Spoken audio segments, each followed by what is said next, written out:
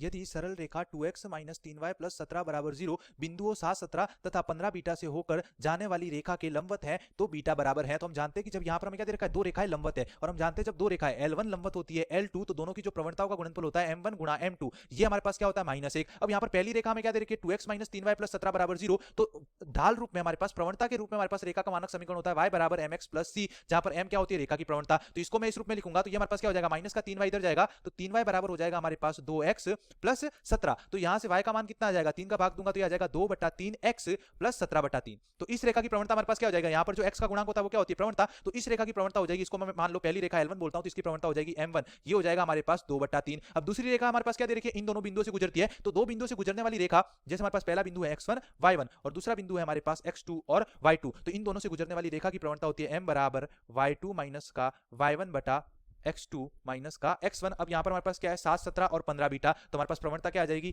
m बराबर आ जाएगा, मान लो इसकी, ये हमारे पास दूसरी रेखा, इसकी प्रवणता मान लेता हूँ m2, तो ये आ जाएगा हमारे पास y2 माइनस y1, तो बीटा माइनस 17 बटा x2 माइनस x1, तो ये आ जाएगा हमारे पास 15 माइनस 7।